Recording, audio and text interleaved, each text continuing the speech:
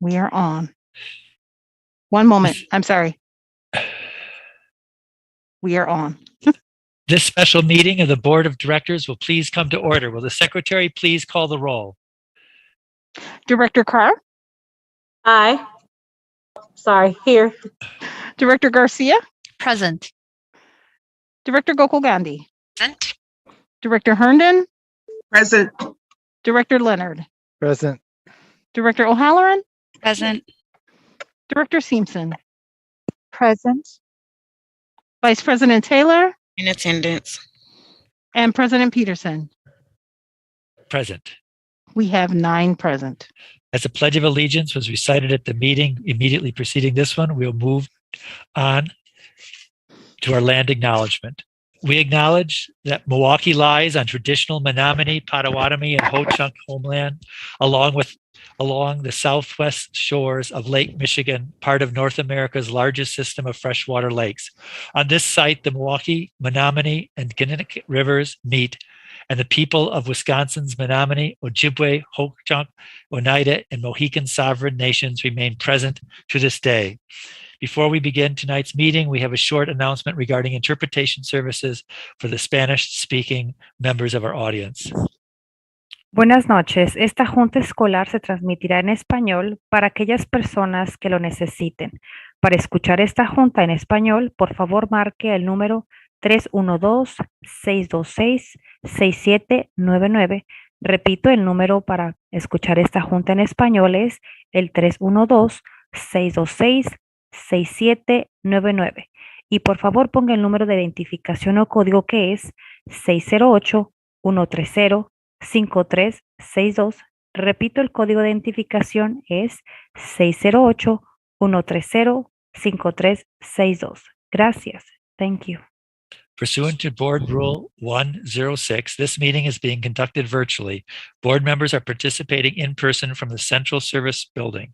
In order to allow as much public access and participation as possible, this meeting is being broadcast on WYMS 88.9 FM radio and via live stream and on the MPS YouTube stream, the links to which may be found on the MPS website on the Boardcast page. The board will give public hearing on item 2 of the agenda, action on COVID-19 protocols, school closure, quarantine timeline, and data reporting timeline. As was stated in the public notice, those who wish to speak on that item were required to register in advance. I ask those who are waiting to speak to remain on the platform until you are called upon to speak. Just as a reminder, Robert's Rules of Order dictates that all comments should be directed to the chair of the committee. Also, any questions or requests are to be directed toward the chair, who will determine the most efficient way to address them. All speakers are asked to state their name and spell their last name before proceeding with their comments. Each speaker will have 2 minutes and 15 seconds to speak. After a speaker's time is up, they may continue to follow the meeting at one of the broadcast options mentioned previously. To ensure good order of the meeting, harassment or intimidation tactics of any kind, including inappropriate language, will not be tolerated. The chair reserves the right to remove anyone engaging in such behavior from the platform. Those removed from the platform may continue to listen to the meeting or access the agenda items online. However, he or she will not be allowed to rejoin the platform. Written testimony may be submitted to the Office of Board Governance, P.O. Box 2181, Milwaukee, 53201, or fax 414-475-8071, or email it to governance@milwaukee.k12.wi.us. Also, for a listening audience, if you wish to access this evening's agenda items and attachments online, you may do so by visiting the meeting's agenda and minutes page on the MPS website, choosing online agendas. Now, let's begin. Madam Secretary, what is our first item? Mr. Chair, the call of the meeting reads, at the request of President Robert E. Peterson, a special meeting of the Board of Directors will be held on Thursday, February 10th, 2022, to consider the following items of business. The meeting will begin at 6:30 p.m. or immediately following the adjournment of the meeting of the Committee on Student Achievement and School Innovation. The items on the agenda are number 1, Action on a request to retire to executive session in order to confer with legal counsel regarding litigation in which the board is or is likely to become involved. Number two, action on COVID-19 protocols, school closure, quarantine timeline, and data reporting timeline. With respect to item 1 on this notice, the board may retire to executive session under the provisions of the Wisconsin statutes, chapter 19.85, parent 1, parent G, which allows a governmental body to enter into closed session for the purpose of conferring with legal counsel for the governmental body who is rendering oral or written advice concerning strategy to be adopted by the body with respect to litigation in which it is or is likely to become involved. Thank you. Given the lateness of the hour, the fact that the previous meeting went longer than we had anticipated, I would like to ask the committee if it would be okay to have item number 2 first, and then we'll go into executive session after item number 2 is acted upon. Is there any objections from the committee to move to item number 2? Seeing no objections, Madam Secretary, could you please repeat what item number 2 is for us? Yes, item number 2 is action on COVID-19 protocols, school closure, quarantine timeline, and data reporting timeline.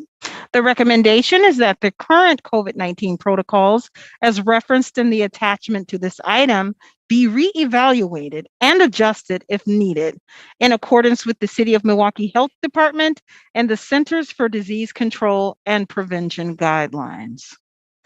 Thank you. We'll first hear from the administration on this item, and then soon after that, move into public commentary. Administration, please present the item. Good evening, President Peterson and members of the board. Keith Posley, Superintendent of Schools. The Office of Administration has heard from a number of staff, students, stakeholders, and constituents regarding the current protocols in place as related to COVID-19 and in-person learning. Through this feedback is a wide range of requests for in-person and virtual learning. They all have one thing in common, and that is what they feel is best for the health and safety of students and staff. Before we proceed with our presentation this evening, I would like to review some of the current protocols we have in place as it relates to COVID-19 in-person learning and the health and safety of our students and staff. These protocols include plexiglass barriers only to be used when students are facing each other, and it's totally up to the teacher if he or she wants to use the plexiglass barriers, but they are there if they want to use them. We have a mask mandate in place, and that mask mandate that will stay in place. We're not talking about doing anything with the mask mandate. Social distancing, the 3% positivity rate for determining school closure, modified student lunch procedures and or schedules, a 14-day rolling window for positive cases reported, a 10 to 14 exclusion period for positive and exposed cases. We have helper filters in each classroom, and we have COVID testing. With these protocols in mind, I will now turn you over to our Regional Superintendent, Dr. Jennifer Smith, and the Instructional Leadership Director, Mr. Maurice Turner, to lead us through the PowerPoint presentation that will look at our current COVID-19 protocols as they relate to school closure, feedback from our health and safety focus group, and school closure protocols for school districts that are part of the Council of Great City Schools and surrounding areas, safety recommendations from the CDC and the Milwaukee Health Department, and then finally recommendations for adjustments to the current COVID-19 protocols. Upon completion of the presentation, we'll be happy to answer any questions that you may have. Dr. Smith. Good evening, President Peterson, members of the board. Jennifer Smith, Regional Superintendent for the High School Region. Tonight, we will present on updates to the district protocols around COVID-19, keeping the 5 priorities for success at the forefront of our work. Tonight's presentation will cover the current practices related to 3 specific components of the COVID-19 protocols: the threshold to transition to virtual, the quarantine period, and the dashboard reporting metrics. For each, we will review our current practices in the district, the current practices of public districts across the country, as well as in the Southeast Wisconsin area. We will also present feedback from the health and safety team on these practices. We will conclude the presentation with updated guidance from the CDC and Milwaukee Health Department, and finally, recommendations from the administration. As mentioned, this presentation will not discuss any changes to the current masking requirements. I'll now turn you over to my colleague, Mr. Maurice Turner. Maurice Turner, Instructional Leadership Director for the High School Region. Threshold to transition to virtual learning. MPS current practice. A 3% positivity rate of the entire school population within a 14-day window will transition a school to virtual learning for 10 days. As compared to other district practices, Baltimore Public Schools in Baltimore, Maryland, 2 cases per classroom in 14 days for a classroom closure. For a school, 3 or more classrooms from separate households, or 5% of unrelated individuals. In Green Bay Public Schools in Green Bay, Wisconsin, elementary will close for lesser of 5 positive students within 10 days, or 20% of staff. Continue. Hamilton, Sussex Public Schools in Hamilton, Wisconsin, 7-day average of cases rising above 9.5 for 3 days. They will wear masks and monitor cases. No closure percent. In Menominee Falls Public Schools in Menominee Falls, Wisconsin, 15% of any unit, which includes classroom, grade level, or schools, will consult with the county for closure. In Cudahy Public Schools in Cudahy, Wisconsin, large percent of positive cases will go to board for decision on closure. Health and safety team recommendations on the threshold to transition to virtual learning. Here are the recommendations. Remain with the 3% positivity threshold because the testing of students and staff is not as widespread as other districts. Other recommendations are consider increasing testing opportunities beyond symptomatic individuals. Quarantine period. Here's the current practice in Milwaukee Public Schools. 14-day quarantine period for positive cases and close contacts. Quarantine period can be shortened to 7 days for individuals without symptoms and negative PCR tests on 6th day after exposure. As compared to other district practices, Tulsa Public Schools in Tulsa, Oklahoma, 5-day quarantine and 5 days requirement of masks for positive cases. No quarantine for vaccinated or boosted close contacts. Unvaccinated close contact quarantine for 5 days and 5 days with a mask. Minneapolis Public Schools in Minneapolis, Minnesota, 5 days quarantine and 10 days wearing a mask for positive cases. Unvaccinated close contacts are quarantined for 5 days. Vaccinated close contacts are recommended to test.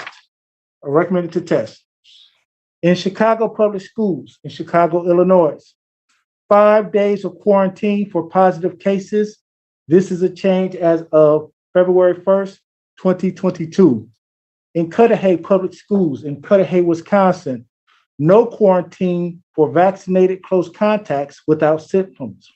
Unvaccinated must quarantine for 10 days or 7 days with a negative test on day 6 or 7. Health and safety team recommendations. Consider concurrent quarantine period for household contacts. Remain with the 14-day quarantine period. One, wearing masks is not always with fidelity New variant often doesn't show symptoms until later in the 14-day window, and then symptoms are often confused with flu and allergies. Dashboard reporting, MPS current practice. Reports of positive cases are posted on the district website by school for a 14-day window. Newly added to the COVID-19 dashboard are the positive percentage by school and the number equaling the 3% threshold. As compared to other district practices, Cleveland Public Schools in Cleveland, Ohio, positive case reports are posted for 10 days as an alert on the school website and serves as the school community notification. In Chicago Public Schools, in Chicago, Illinois, dashboard reports weekly the positive number, total test, and percentage of positive for each school. Menominee Public Schools in Menominee Falls, Wisconsin. Weekly reports for the district report students in quarantine, positive student cases, and positive staff cases. In Cudahy Public Schools in Cudahy, Wisconsin, weekly reports by school for quarantine students, active positive cases, and closed classrooms. Health and safety team recommendations. Maintain the 14-day dashboard, but indicate the dates of the current window to be transparent with cases added and dropping off. Consider adding a warning notification as cases are increasing for a school community so families can prepare. Lastly, remove total symptom cases and total contacts.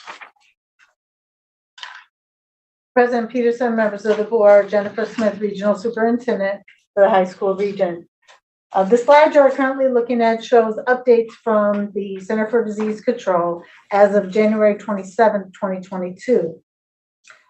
You will see that their latest recommendations or guidance indicates that for positive cases, regardless of vaccination status, individuals should stay home for 5 days and isolate from others. For exposures, there is no quarantine required and a recommendation to get tested even if you are without symptoms. Also updated in January of 2022 are the Milwaukee Health Department guidelines for COVID positive cases and COVID exposure cases. The Milwaukee Health Department recommends a 5-day quarantine for positive cases with 10 days of symptom monitoring. Those exposed to COVID-19 do not need to quarantine if, for ages 12 or older, they have received all vaccine doses, including the booster. Ages 5 to 11 have completed their first rounds of the vaccine, or there was a confirmed COVID-19 case in the last 90 days. To continue supporting healthy school communities, MPS will expand testing opportunities with rapid testing available for all district staff and students starting next month. 3 sites are tentatively identified for evening and weekend testing availability. I'll now pass it to Dr. Posley for the administration recommendation. The recommendation for the administration is to expand student testing and consent to tests. We want to expand the number of student and staff that are being tested, and also to work to make sure that we get more consent forms in. Then we also want to continue our campaign to support student vaccination, pushing to get as many students and staff vaccinated as possible, which is ongoing. Also, we want to reduce virtual learning period to 5 days. Right now, it's currently 10 days. We want to reduce it to 5 days. And also the last one, the 3% positivity rate in the building during a rolling 10-day window. And in the past, we were doing a 14-day window, and we want to reduce that window. That concludes our presentation. And at this time, I would like to yield to Dr. Parity from the Milwaukee Health Department to make any comments that she would like to make at this time. Dr. Parity. Good evening. Thank you for having me again. I think the presentation by administration was quite thorough. The last time I was before the board, the CDC had just updated its guidance regarding quarantine and isolation periods. And so we did review that updated recommendation. As a city, our total vaccination rate for individuals who are 16 and above continues to increase ever so slightly week by week. It is now at 62%. Again, that's for the 16 and above population. We know that our rates of vaccination do decrease with age. So the 12 to 18-year-olds are less fully vaccinated than their adult counterparts. And similarly, when we move down to the 5 to 12-year-old range, rates drop even lower. So still quite a bit of work to do with respect to vaccine incentivization for eligible individuals, and really encouraging all to have those conversations with trusted sources about vaccination and the safety of it and the efficacy of it. We at the health department, I believe that last time I was here, I also talked about some of the closure thresholds, recognizing that the 3% threshold that was established was nearly coming on 2 years ago, at a very different point than in the pandemic than we are now, when we had many fewer tools at our disposal. If you recall, early in the pandemic, not only did we not have a vaccine or some of the treatments that we have today, but we were also in a shortage in terms of protective personal equipment. And so really the thresholds for separation and closure at that point in time were necessarily more stringent. I recognize that many districts such as yours have become quite expert with respect to contact tracing. And I think it was acknowledged by the administration's presentation as well, that there may be that potential to catch some cases of possible in-school transmission early. And so we as a health department, where it is feasible and possible, would certainly be supportive of smaller closures, such as classrooms or smaller units, as opposed to a whole school. Again, if that is feasible with the staffing and other necessary types of things that go along with those decisions.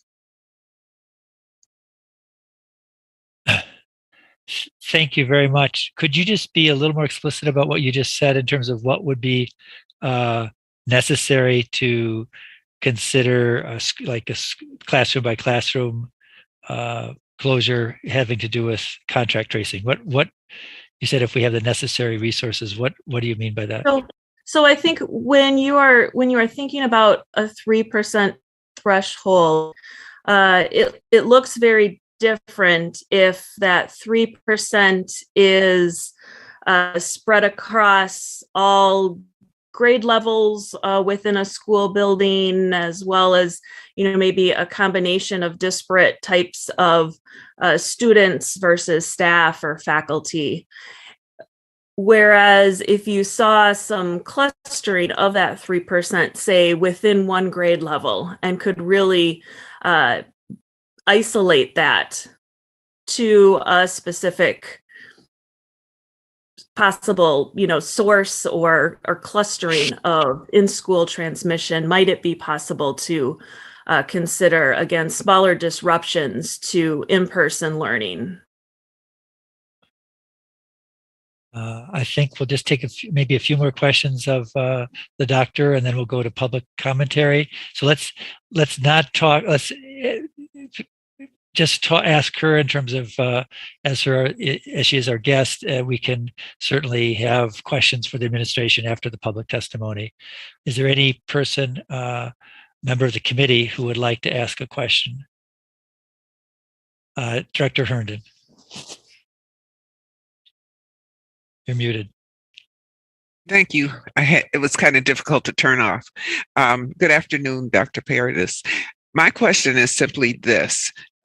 In part of your testimony tonight before us, you indicated that the vaccination rates are very, very low in our city.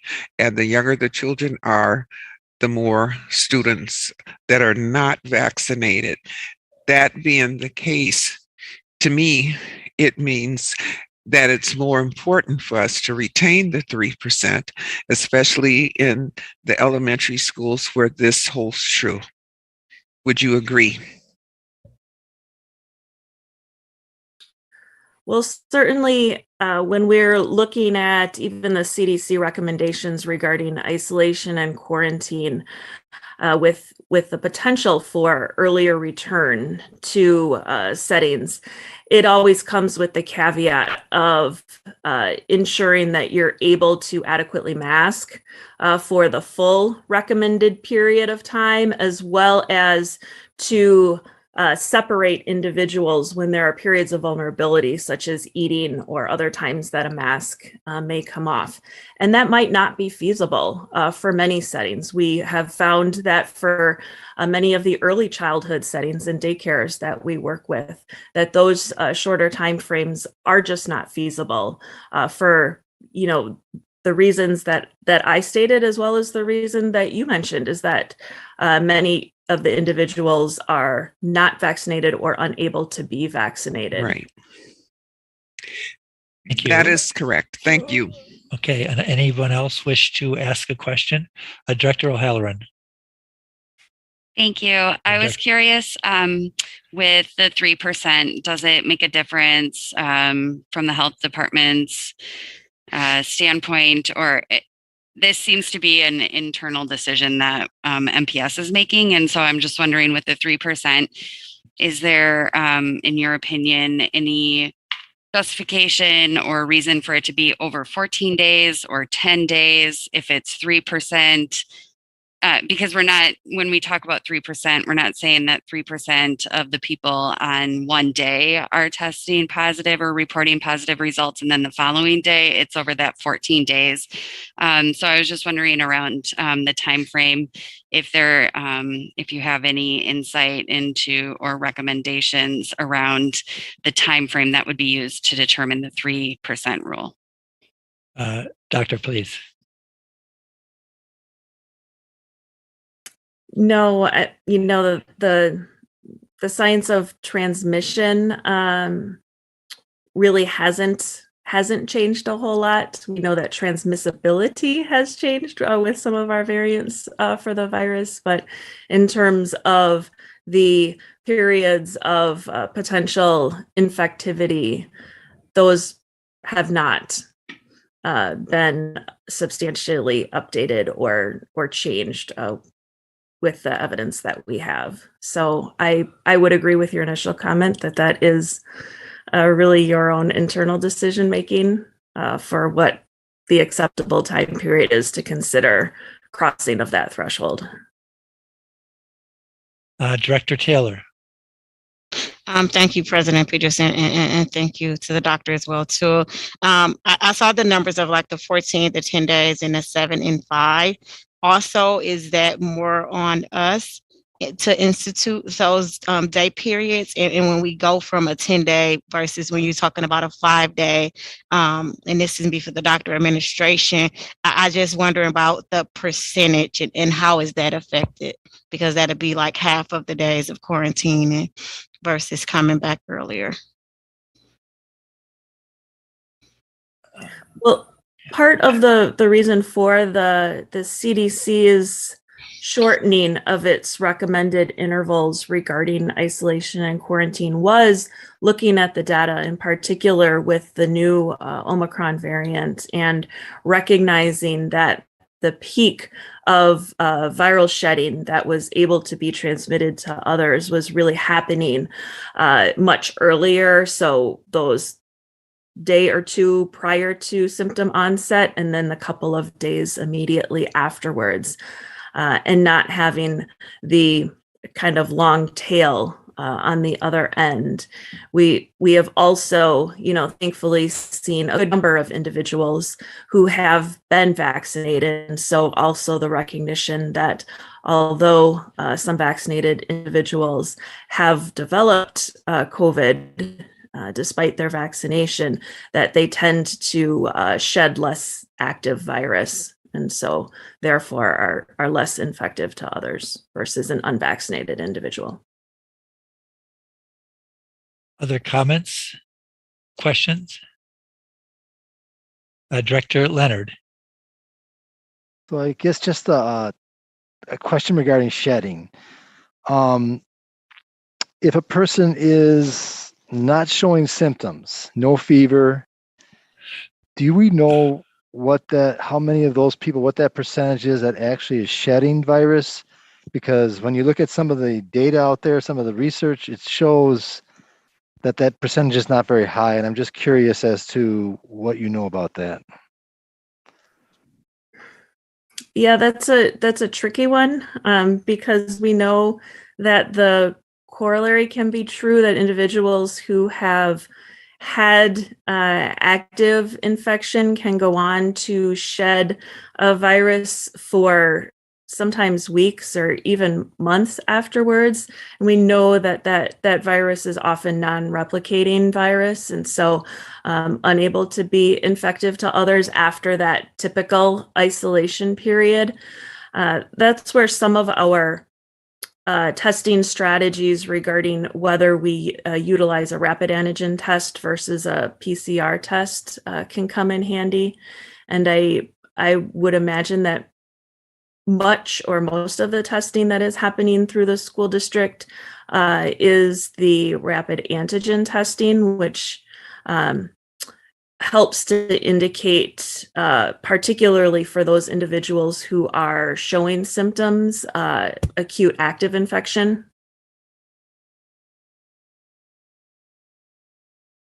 Any other questions for that good doctor?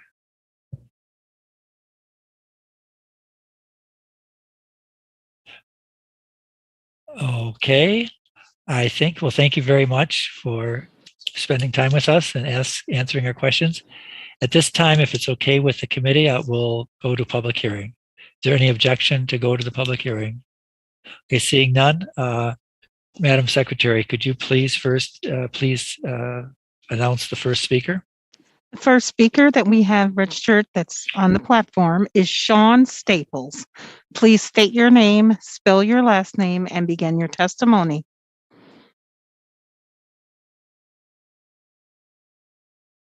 Sean Staples, Staples. Thank you. You're very welcome. I'm just here. I think we not only need to keep all the protocols we have in place, I think we need to strengthen some protocols. I get emails almost weekly from my school speaking of, another positive case or more positive cases.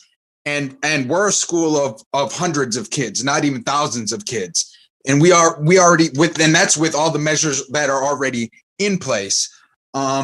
So I am all for not only keeping everything we have already in place, but I don't think we need to be loosening or lowering any protocols. I initially thought, masks were going to be part of this discussion. I'm glad they're not. But I truly believe it's our job. As grownups, our safety is in our hands. We are able to choose how to protect ourselves, and we know how to keep ourselves safe. But as it comes to the children, it is our job to keep them safe. And I'm not only speaking for the safety of my son, but all children that go to MPS. And I believe, as a school district, we're doing a lot better than most. We've we got a lot of protocols in place, and I do believe they are working. But I do not think we need to I do not think now is the time to be lessening any protocols, if not making them more strict. Because we're going into the third year of this, and we're trying to get beyond this. We're trying to get over, the hump, and we're still in this. Yeah, I know my time's winding down. Thank you for your time. But I just, again, believe we not only need to keep everything in place that we have, but we could maybe strengthen a few protocols too. Thank you very much for my time. Thank you. The next speaker on the platform is Ingrid Walker Henry. Please state your name, spell your last name, and begin your testimony. My name is Ingrid Walker Henry, WALKER-HENRY. Thank you. I am speaking as MTA's vice president and as a parent, aunt, and cousin of MPS students at Craig Montessori, High School of the Arts, Burbank, and South Division. Milwaukee remains in high transmission, and the current surge of Omicron is not over. However, for a reason not known, this board has decided that now is the time to ease up on measures designed to keep my child and thousands of other children safe. I would like to declare this pandemic over as much as anyone else, but it's not. The hardest thing I had to do was send my son back for in-person learning. I did so with KN95 masks and the MPS safety measures that detailed HEPA air purifiers, masks, and switches to virtual when the disease spread began to grow in buildings. 62% of parents found that their child's education had been disrupted during this pandemic. Even with that knowledge, the same NPR poll found 65% of Black parents and 57% of Hispanic parents chose to remain in remote learning. During that time, I was one of those parents. My brother and hundreds of others were those parents. This year, I stepped out on faith and believed that MPS would hold to their word and do whatever they could to ensure my child's safety. I know I'm not the only parent that feels this way. While we're still in the surge, I have to question who the board is trying to appease and why. Thank you. The next speaker on the platform is Priscilla Bort. Please state your name and spell your last name for the record. Hi there, this is Priscilla Bort, B as in boy, O-R-T. Thank you. Superintendent Posley, President Peterson, Director O'Halloran, members of the board. I know many of you. As you know, I'm an organizer for the Wisconsin Working Families Party with some of your campaign managers, Directors Peterson, Herndon, Seamson, Taylor, and O'Halloran. I have been and continue to be a strong supporter of MPS, as well as the Milwaukee Teachers Education Association. Even played a role with WFP, MTA with the Yes for MPS referendum. Tonight, I'm speaking in opposition to the changes to the safety standards that take a school virtual when there is an outbreak of 3% of the total school population and the current isolation and quarantine protocols of 10 days and 14 days. Throughout this pandemic, it has been hard to see board members that the community fought so hard to get where they are to play with students, educators, and support staff's safety like this. Directors O'Halloran and Peterson, I ask that you consider the compromise solution presented by the MTA, as this is not the time to lessen COVID safety standards. I understand that no decision during this pandemic has been an easy one. I understand that students want to be back with their classmates, families and guardians want their students to learn in the best environment possible. And most people, basically all people, no matter if they have children in the district or even children at all are ready for this pandemic to be over. They're ready for a sense of normal again, if that was ever a thing. But we can't get back to, quote, normal if we are sacrificing the health and well-being of those inside the schools and who they are close to. Lessening safety standards is not how we get there.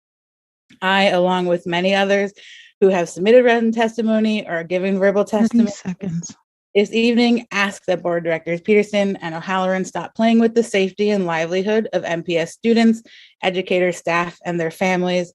Remaining members of the board, I ask that you oppose lessening COVID safety standards and put MPS students, educators, staff, and their families and safety health first. Thank you. Thank you. Mr. Chair. Yes. The next speaker on the platform is Ben Ward. Please state your name, spell your last name, and begin your testimony. Can you hear me? Yes, we can hear you. Ben Ward, W-A-R-D, Thank MTA you. Executive Director. MTA has engaged in good faith with MPS in discussions of how we can lessen the amount of virtual instruction while maintaining COVID safety for students and staff. We participated in the MPS Health and Safety Committee. We have had joint discussions with DHS that included requesting federal surge testing.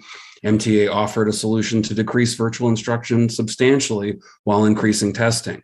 So our members and their students deserve better than what is transpiring here tonight. Without a clear plan with metrics, how can we assess MPS's ability to replace current safety measures with reasonable alternatives? One PowerPoint slide with 4 bulleted incomplete sentences is not a new plan. This is a rush job hastily thrown together. It is well accepted that a robust testing program is the best way to ensure that our schools are not the sites of significant COVID spread. For example, administration cited Baltimore's closure standards, but failed to mention that every student in Baltimore City Public Schools is tested weekly. MTA has pressed MPS administration, MHD, and DHS to deliver the resources that our students and staff deserve, but we have had nothing more than these 3 Novir sites that will not open until next month. A real plan must show us details of how MPS will effectively deliver resources to achieve a goal, not just lessen your metrics and standards and hope for the best. A real plan must also be suitable for what the future may hold. Michael T. Osterholm, the director of the Center for Infectious Disease Research and Policy at the University of Minnesota, said yesterday that any new COVID strategy has to acknowledge that we are entering a new phase of virus transmission in our communities, being forever mindful that we were in the exact same place 1 year ago today, where cases were decreasing from a January peak, vaccines were flowing. And look what that got us.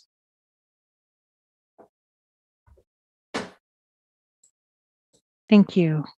The next speaker on the platform is Josh Jackson. Please state your name, spell your last name, and begin your testimony. Good evening, Josh Jackson, Jackson. Thank you. President Peterson, school board directors, members of the administration. I am disappointed as a educator here in MPS and as a potential future parent in MPS. This scares me as a future parent and as a teacher because we're not being honest about what we're doing. This is not the time to change what has worked. For almost 2 years, we have been successful at having education in our city. It has not been perfect. It has not always worked exactly how we wanted to, but for almost 2 years, we have done the best we can with this situation. And it is not time to change that. Going away from a 3% protocol for closing schools is not going to change anything. We have classrooms in schools that are at that level, and we don't even know it because we're not testing our students. I get tested twice a week. My students know my schedule. I actually have students who are asking us to get tested, and I have to tell them that they can't because they don't have the consent. And I also ask the 2 members of the board who are bringing forward this to not think about just their constituents, but to think about all of the students in our city. There is a huge discrepancy in the Black and Brown community when it comes to vaccination. And if we're honest about that, we must think about those students just as much as we think about our white Bayview students. It is incredibly important that we think about all of our students and make sure that we keep the standards that we've had in place for almost 2 years. Thank you for the time. Thank you. The next speaker on the platform is Amy Miziaco. Please state your name, spell your last name, and begin your testimony. Amy Mizialko, Mizialko. Thank you. MTA has engaged with MPS administration and will continue to explore reasonable alternatives to the 10-day temporary virtual rule for schools that reach 3% positivity. MTEA has always advocated that in order to keep students in schools safely, the district must use layered strategies like masking, testing, improved ventilation, and physical distancing. MTEA has expressed our cautious willingness to move to reduce transitions to virtual from 10 days to 5 days, so long as the administration can guarantee a significantly improved testing program. But tonight, the administration has recklessly placed all safety standards on the table while the city is experiencing significant COVID spread. President Peterson and Superintendent Posley are rushing into a decision with minimal public notice, no real plan for testing, and to our knowledge, no alternative proposal from the single board member who asked for this meeting. Who exactly are you reacting to, and who are you rushing this for? 3 days ago, MTEA met with the MPS COVID Safety Committee composed of MPS parents, central office administration, school nurses, and principals. None of the school principals, parents, the MTEA, or the school nurse recommended the changes that are being proposed tonight. So why would stakeholder partners continue to participate with MPS when MPS ignores their recommendations and instead is reactive and rushing? The administration and the board owe the students and the workers of this district a detailed testing plan that includes all students and staff in our schools, so that we have the quality testing data to inform our decisions. Board members should not be making hasty decisions about the health of MPS students and workers without thorough testing data to back them up.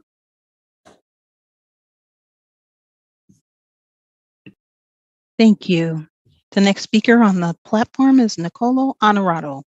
Please state your name, spell your last name, and begin your testimony. Good evening. President Peterson, members of the board, Nick Honorato, Onorato. Thank you. Thank you. President Peterson, members of the board, my son reminded me that in just over a month, it'll be the 2-year anniversary of the beginning of the COVID lockdown, when streets and shelves were empty and many of us were wiping down our packages and some were hoarding paper products. MPS made a decision to keep our students and staff safe by moving to virtual instruction. 2 years later, we're still trying to protect our schools while we are together again.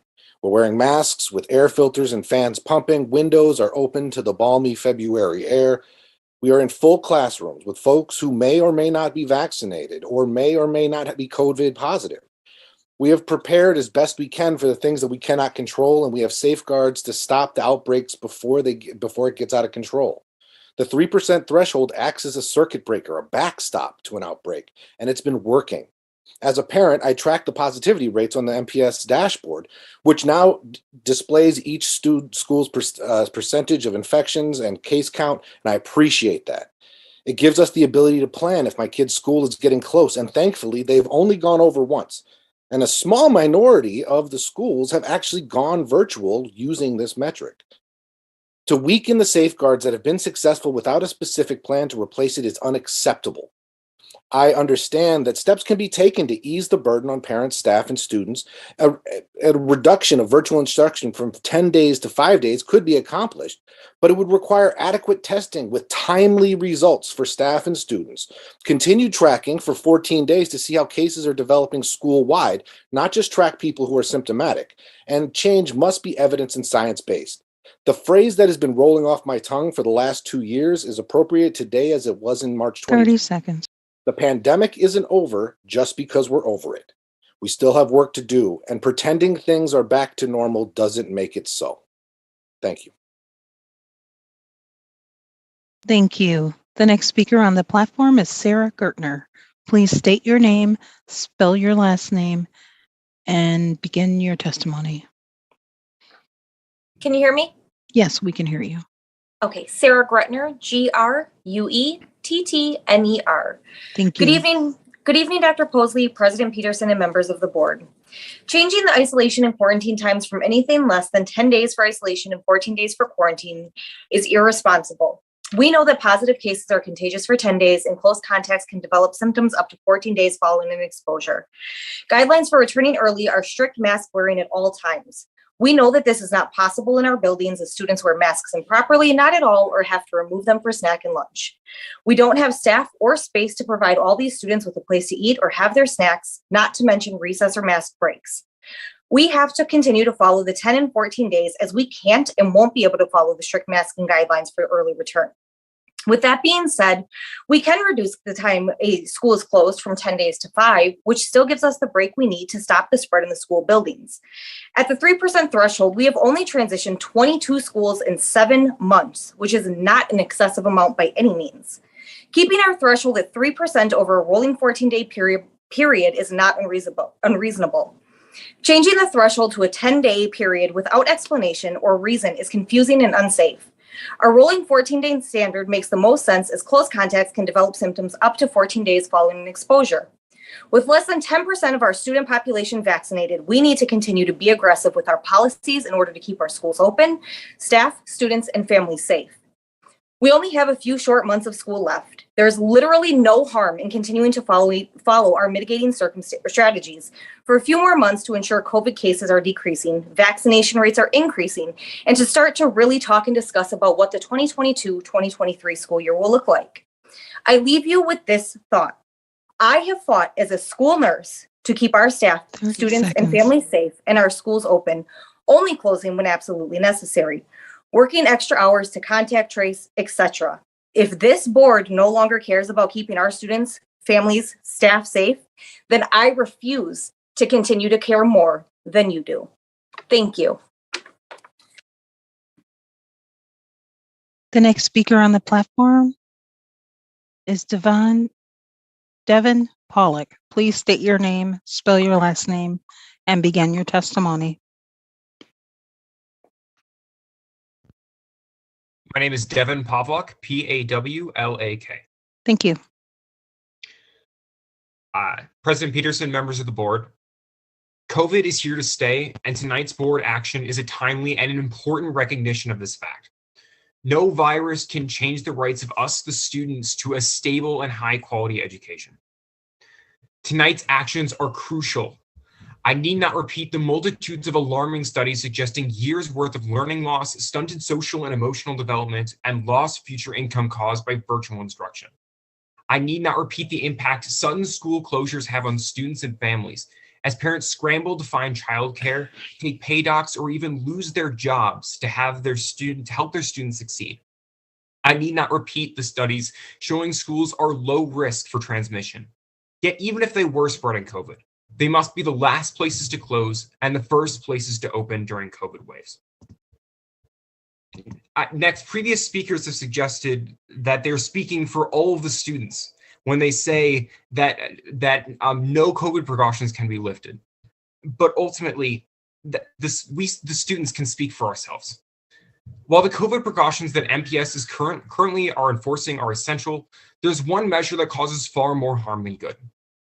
Administration's presentation today insists that the 3% shutdown standard for schools is required to maintain safety, citing the lack of sufficient testing compared to other districts. Even if this is the case, which I question given the cavalier attitude many suburban districts have taken with the virus, this is entirely the wrong approach. Once again, we must stop planning as if COVID is going to disappear tomorrow, even if there is a testing shortage now.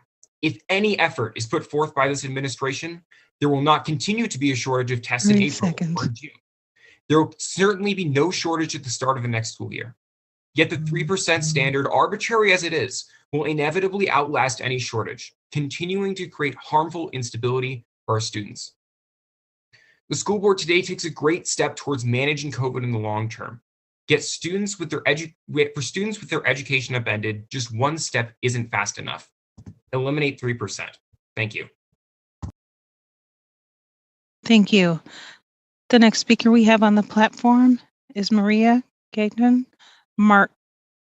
Martinez. I'm sorry.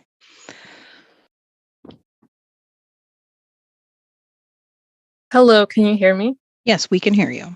Okay. Yeah, Maria Gayton Martinez, Gaytan -Martinez. Thank you. Good evening, President Peterson and members of the board. I am a community member, former Milwaukee educator, and current high school organizer with LIT. I am here today to talk about the importance of keeping our students, families, and staff safe as the COVID-19 pandemic continues.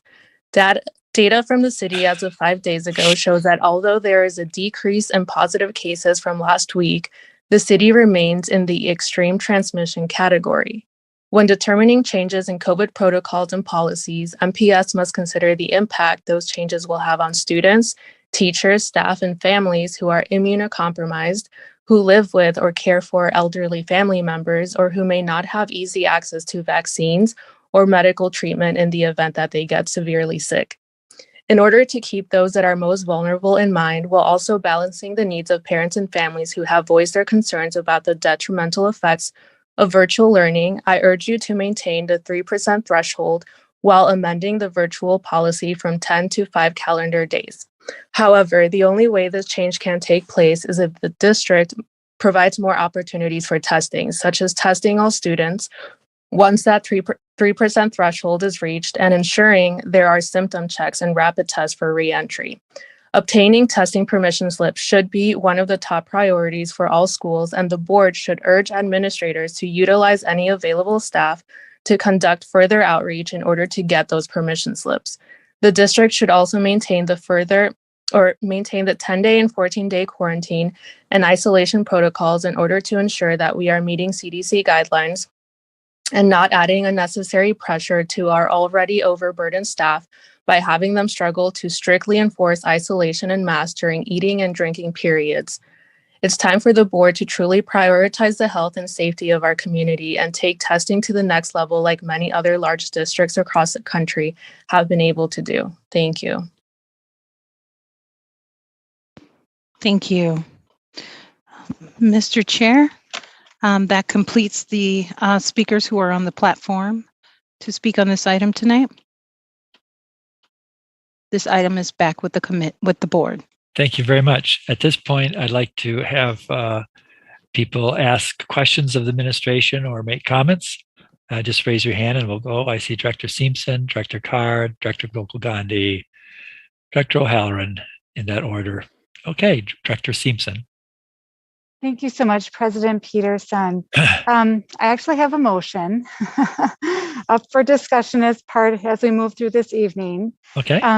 But I do move that we adopt administration's recommendation to reduce the virtual learning period to 5 days after a 3% positivity rate is reached, expand student testing and consent to test, and campaign to support student vaccinations, but that we adopt no other changes until administration can bring a detailed testing plan forward that demonstrates adequate resources and effectiveness. And I just wanted to say, looking at the recommendations of the health and safety team, looking at considering our low vaccination rates and the need, and I'm not, blaming the lack of testing on administration necessarily. I know that this is a nationwide problem, but I do think that's something that we need to have a really specific plan for.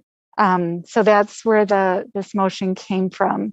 So that's the motion, and it's up for discussion. Okay, well, thank you. First of all, we need a second for that motion. Director Herndon is seconded, and could the Madam Chair, could you read back the motion? I am still capturing everything that was in the motion. If Director Simpson could read it once more.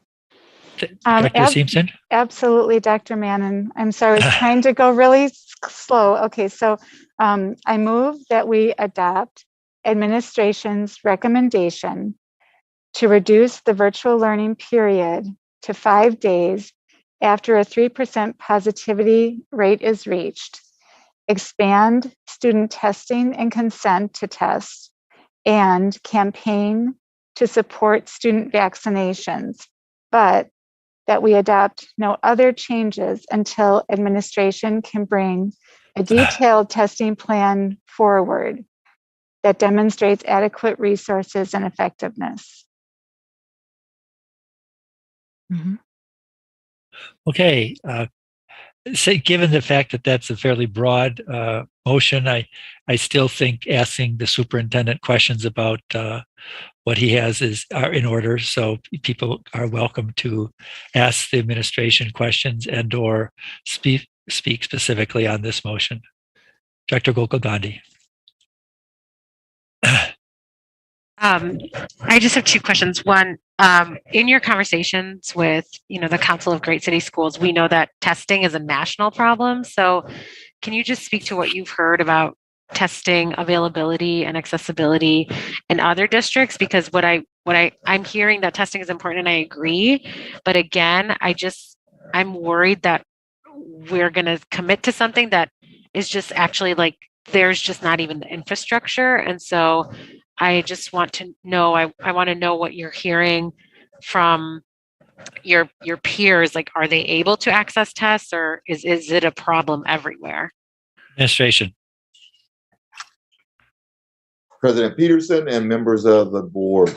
One of the things that when talking with the Council of Great City Schools and leaders within the Council of Great City Schools, a number of the cities are having the same problem that we're having.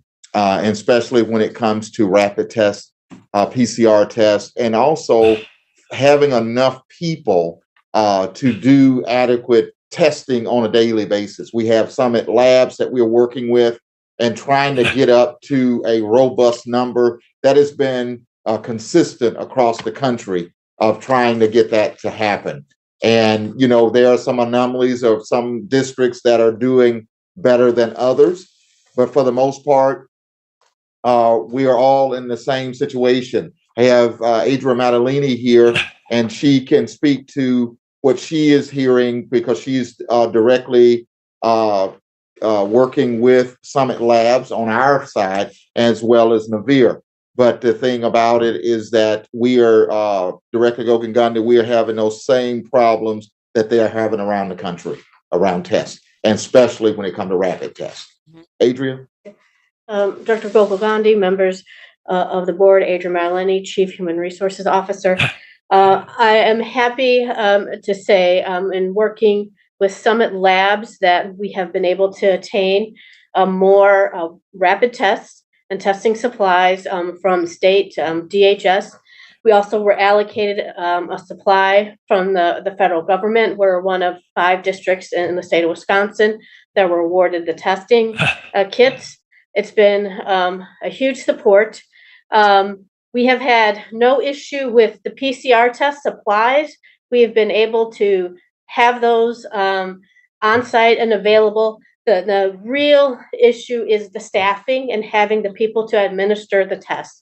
That is the biggest challenge, and that's what we've been working with Summit Labs, and that's why we're also looking at offering other opportunities with Naveer, another testing company that is here to do some testing that is off hours, afternoon and evenings, on weekends, to have more accessibility for our families and for our staff.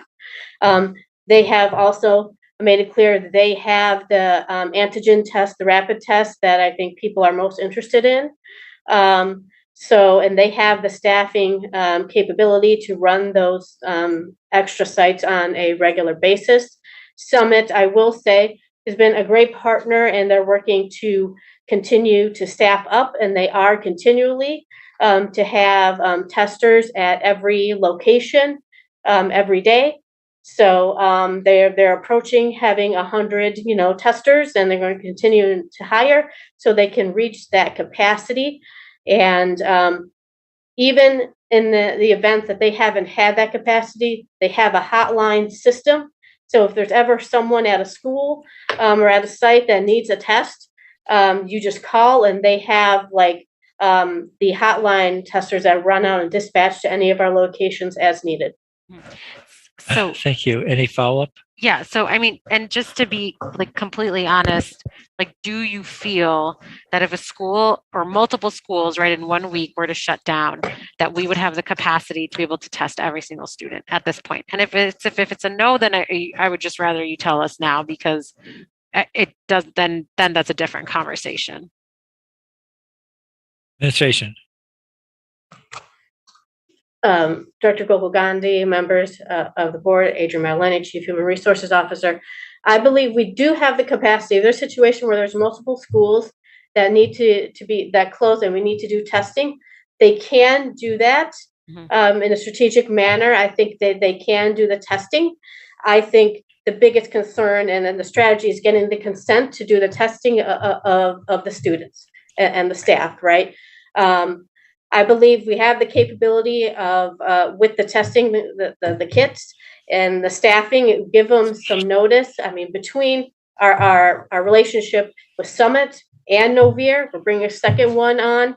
I think we would be able to handle it if there were multiple. Again, if it was every school in the district, that's another story. But if there were a few, I think it could be handled. Sure. Director Peterson, just one quick follow-up to that. And what is could you clarify, is it possible for us to, instead of doing an opt-in to testing, can we do an opt-out to testing? I just want to know what the feasibility around that is. Administration. Director Gokul Gandhi, members of the board, Adrian Madelani, Chief Human Resources Officer. I think the problem with the opt-out of testing is we still need like affirmative consent from a parent to test their child. So that would be the one sticking point. Thank you. Okay. Director O'Halloran. Thank you. Thanks. I just wanted to clarify why I requested this meeting, requested a review of this solution or the 3% rule. Since fall, I've had constituents reach out to me to ask for explanations around why we had this in place, because it was not found in the CDC or the DHS guidelines. And so I just wanted to know if this was based on, the best practices of our large urban peer districts around the country, or if it was, what our surrounding districts were doing. I wasn't advocating for a specific proposal. I was just advocating for a review of this. I do want to talk, though, about the decision, because I heard someone say it's literally, I wrote it down, there is literally no harm to this. And I don't think that we should have this conversation as if there is no cost to this. Some of the teachers that have reached out to us have said, shared, many of my students struggled, their skills stagnated, some stopped showing up. I had parents who say because their child was, they isolated because they were close contact for several days over 2 different periods, and both times they tested negative. Between that and then the shutdown, and then the 2 weeks in January, and then their school going virtual this past time, they literally have exhausted all of their sick time, and they are concerned that if they do end up with COVID, that they would lose their job and their insurance.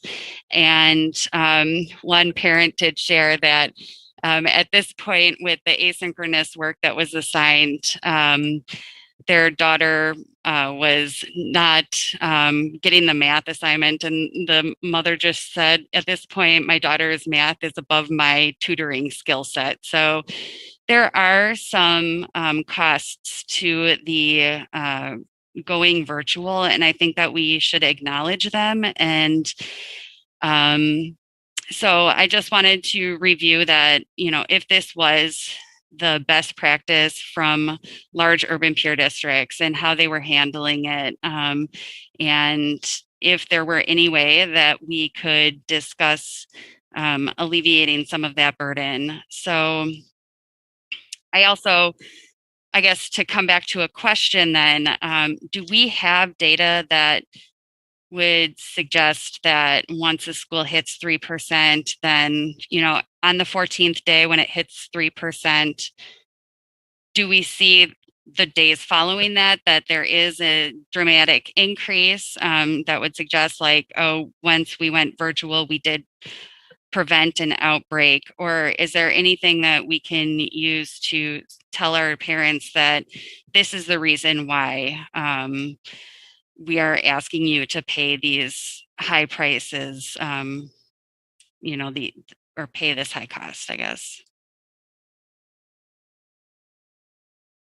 Director O'Halloran, Linda Williams, Student Health Services Supervisor. We have noted just in reviewing the smart sheet where we have all of our COVID notifications for positive students and staff that we do see, and I can't give you specific data at this point, but it does appear that there is a decrease. Once the schools have gone virtual, there is a decrease in the number of individuals that are positive, and it seems like the length of time is longer before maybe those schools have that higher positivity rate once they do return. Any follow-up? Okay, Director Taylor, then Director Carr, then Director Garcia, then Herndon. Thank you, President Peterson. And I am okay with the motion that is before us with Director Simpson. My question is, because it is general and broad, was there a timeline that was going to be set to the administration coming back with the information? And not saying this will be possible, but without a date, it can be in May or June, like nearing the end of the school year. Just wanted to know if that's something that we'll look forward in the future, or some type of intuitive timeline to that suggestion. Could Madam Secretary reread the motion to us? Mr. Chair, members of the board, and please correct me, Director Simpson, but I believe the motion reads, I move that we adopt the administration's recommendation to reduce the virtual learning period to 5 days after 3% positivity is reached, expand student testing, and campaign to support student vaccinations,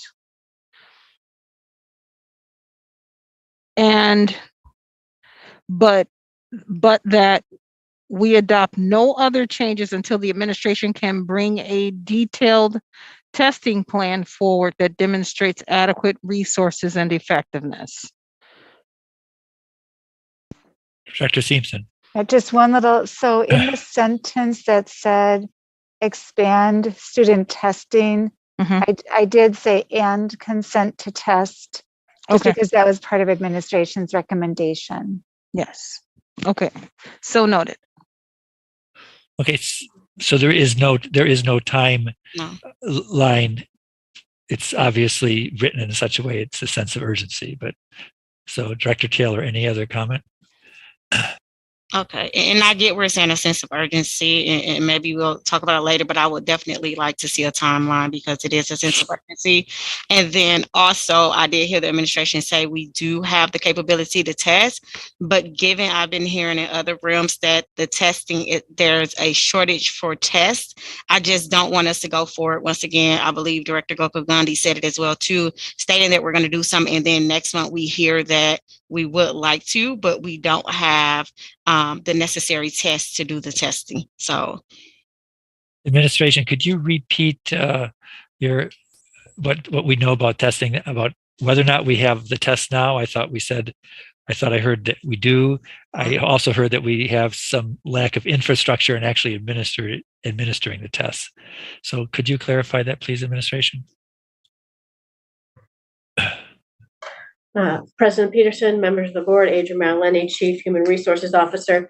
Yes, we do have adequate supply for tests, rapid and a PCR test for testing that we're doing now. We just started 2 weeks ago. We have started getting shipments from the federal allotment.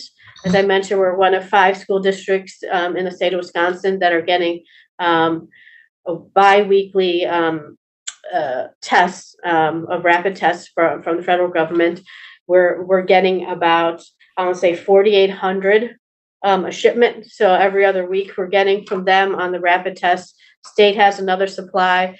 Had a conversation with DHS yesterday, and they have indicated their support and will continue to supply us with the antigen test. That's what we want to continue to offer. They are expanding, and they're using now adding on a different type of rapid test. Right now, they do the Abbott Binax Now test. They're using now another test because they can get more of those in to supplement the supply. So we definitely have that, and there has never been an issue with the PCR test. There's been no shortage of supply with that. And I can tell you for the month of January, we did just shy of 13,000 tests, and we had adequate supply to do that. So bumping that up should not be a problem. Thank you. All right. Thank you, President Peterson. Thank you, administration.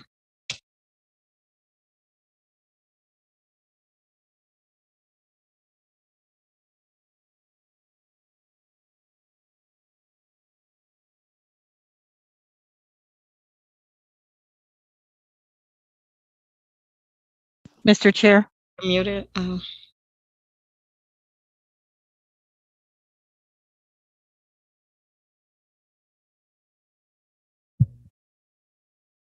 Mr. Chair.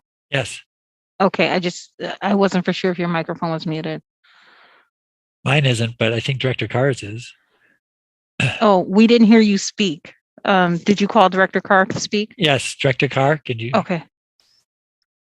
Thank you. So my question is, one of the things that I have observed, and I've spoke with other school leaders in other districts, and I just, for clarity, I want to know, what has the administration done to assess, or has there been an assessment of what other school districts are doing? So ultimately, keep students safe, teachers safe. I guess I'll start there. Have we done any analysis or assessments of what other school districts are doing to determine what practices, what procedures we can implement here to avoid closures? Administration. Chair Peterson and members of the board, yes, we have done an analysis. We talked about, we have been working with the Council of Great City Schools. We've looked at surrounding districts. The mitigating strategies that are in place are universal. Part of the CDC guidelines, everyone is doing those same type of mitigation strategies, and we are staying right there. And actually, when we look at our mitigating strategies, I would think that we have gone a little greater than most people. Most people don't have HEPA filters in every single classroom. So that is something that is different. Most people are not wearing, most districts are not wearing masks, and we have been in masks from day one. And so there's a number of things from that perspective as far as trying to get, and we have been really good on making sure when, you know, the 3% rule is probably the most strictest rule that we have seen around the country. We are the lowest. And the next person in line to us is Baltimore at 5%. Other larger districts like Chicago is in the neighborhood of 20 to 30%. And so therefore, when we look at those kinds of things, we have done some great work around mitigating strategies for our students, and as far as school closure and converting over to virtual. Then also we look at the number of days. There are most schools that are at 5 days or 7 days, never been as high as 10 days. So there are some things that we are doing that when we compare ourselves with the council schools and other surrounding area schools that are much different than others. Thank you. My next question is, are you able to walk me through some of the school transfer trends during this current school year? But excuse me, Director Carr, could you tell me what you mean by the transfer trends? So the amount or percentage of students that are leaving because we're closing. Do we Oh, I have that? see. I apologize. Yeah, that's okay. I thought you meant transfer between our schools. Administration. President Peterson and members of the board, it's going to be very difficult tonight to pinpoint that. I can say to you, like last school year when we were doing this, and when a school would close, we would find school communities want to go and enroll at another MPS school. We've seen that happen, you know, because they didn't want to be down for the 10 days and they wanted to get into another school. Those kinds of things have happened. Also, we have received a number of letters and emails about if things doesn't happen this way, we're going to do, but I don't have, that's all anecdotal type of notes. I would have to take a closer look, and then we don't have a rider saying what's the reason for leaving, and it's been checked off that it was due to COVID. So it will take a deeper dive to tease out that data. So, that's something that we could work with student services with and try to get to you prior to the full board. But it's going to take some time for us to get there because, like I said, there's not a drop down box that you check off. This is why I left. But I can say that I've had a number, and you have received some of the same emails and letters that I have received because they have applied it to everyone. And they have, we have had constituents to make those comments. Any follow-up, Director Carr? No. So I understand that we don't have the transfer data relative to the COVID or the pandemic, the COVID-19 virus. Do we have the percentage of students that have left the district in general without stating or naming the cause or the reason? Administration.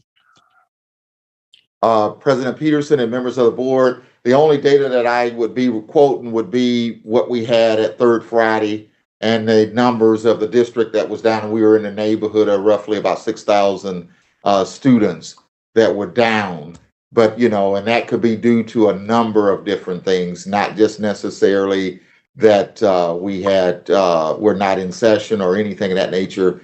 Could be just that parents are staying home until they feel safe to return, and they may return after. But just like now, our numbers are trending downward in the last couple of years. Yeah. Thank you. Director Garcia.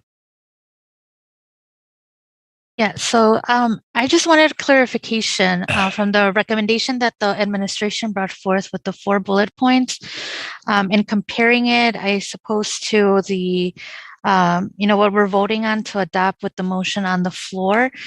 What is not currently, what are we not approving other than the rolling 10-day window? Director Simpson, my understanding is that you want to keep it to 14-day window. That's correct. And so that would be the change from those 4 bullet points. Yes. Okay. Yeah, that's correct. Okay, so then just to get a clarifying on that, and then a question to the administration. So as we are, setting targets for whether that's the, part of the recommendations of the campaign to support student vaccination, do we have a current percentage of the forms that we do have from the age brackets that we're targeting? I think, going into this, it would just be information that would be helpful for us to know kind of what our baseline is at this point, and then start setting some targets as we move forward. Administration. President Peterson and members of the board, we have a number of consent forms by each individual school. And it's, roughly over 100 and something, and wouldn't want to read through all of them tonight, but I can get copies to you right away. We can have someone to print them and run them over to you. Yeah, That sounds good. And you can, obviously total them up and do some percentage work so we know. Yeah. Yeah. Anything, Director Garcia, anything else? Any follow-up? I guess the only follow-up is in regards to, I guess, the dashboard. I know that's not something that's currently on what we are voting on, but something that was brought up through, I believe it was the presentation, and then someone who gave testimony spoke on this, was being able to embed the warning or alert notification to give us a visual cue as to, what is up ahead. So I don't know where we stand on that from the administration standpoint, or is that something that the board needs to vote on? Administration. Peterson and members of the board, the dashboard, we've just made some changes to the dashboard as of last week. And we made those changes based on feedback that we had received.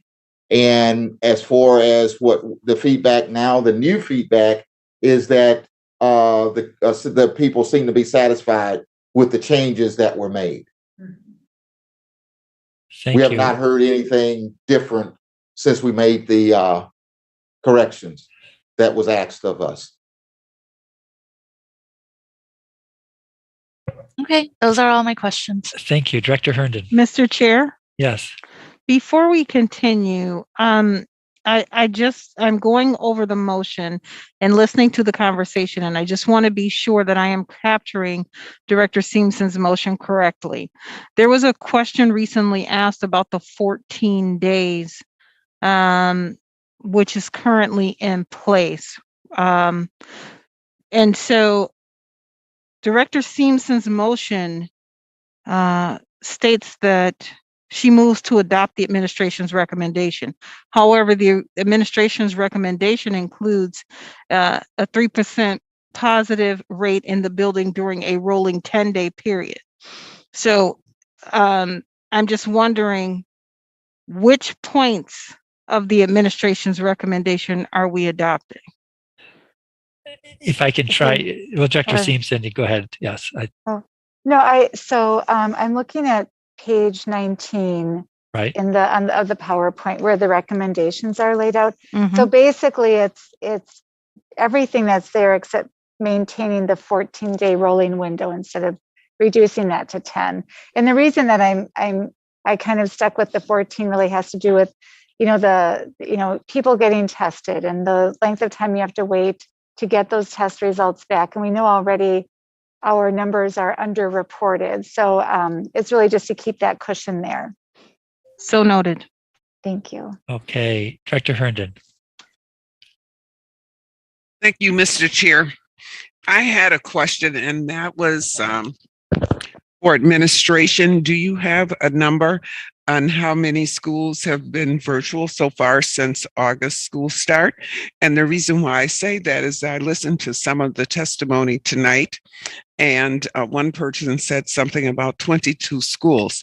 And I was wondering if administration could confirm a number, give us a number on how many schools. The other thing is this, as we talk about changing the parameters for school closure, all of our schools have different issues, if you will, and our students are different age groups. So, for example, I've heard from community members that are in the schools in my district that the high schoolers are not necessarily cooperative with mask wearing. That's a problem, okay? Many of them come to school to socialize, even though they are sick or have symptoms. So, long story short, what I'm saying is simply this. We have to be cognizant of what's going on in the schools as best we can to provide safety for all. And that includes all of our staff as well. We can't forget that we aren't just talking about the students here. We're talking about the building engineers, our kitchen staff, our paraprofessionals, and the list goes on and on, as well as the teachers. And to go into a school and look at some of the young people not masking and being cooperative in terms of the requirements that we've got in place already. We have to take into account that if we start lifting criteria, in some instances, it's going to make it worse. So my question is simply that: how many schools have we closed so far? Administration. Chair Peterson and members of the board, if you would be so kind to let us get to you shortly. I got the numbers being checked. We don't want to give you bad information. So those numbers will be coming back in momentarily. So I'm going to turn it over to Dr. Smith to kind of talk about the mask piece, and then hopefully we will have a number for you. But we'll have it very shortly. Thank you. Dr. Smith. Yep. Director Hunter, members of the board, Jennifer Smith, Regional Superintendent for the high school region. So I just wanted to speak to the masking expectations. It was noted in the Health and Safety Committee, as we reported, that masking is not always one with fidelity. We all have experienced some mask fatigue. We do try to give mask breaks to our students throughout the day, but we have made a concerted effort to increase awareness of the importance of wearing masks, as well as deal with situations when masks are not being worn. We've invested quite a bit into signage. We've created our own district branded signage that's up in all of our buildings. We've done walks through the buildings to make sure that the signage is up. Messaging is certainly going out on a regular basis to students and staff about the importance of wearing masks, and that the only time you should not have your mask on is when you are alone in your office or while actively eating or drinking. So the expectations are out there, and I will say, we've asked people to use progressive discipline in giving warnings when there are violations to that. But I also want to point out we do have a COVID hotline, and in situations where we need to take more aggressive action, people have alerted us to individuals who aren't wearing masks, and we do follow up on those reports through the COVID hotline. Thank you. Director Leonard. I almost forgot where that was. Sorry. So I'm going to be honest. I'm very conflicted on this. I think that I have to speak. First of all, I've asked for percentages on masks. I mean, not on masks, on vaccination rates. I think almost 10 days ago. So do we know what our student vaccination rates are? Let me just start with that question. Administration.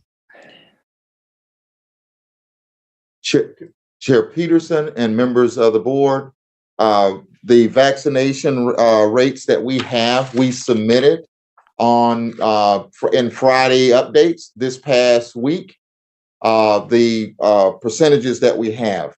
And those percentages are changing daily as they come in, and we did it by school, by students that are fully vaccinated and students that may have had one dose.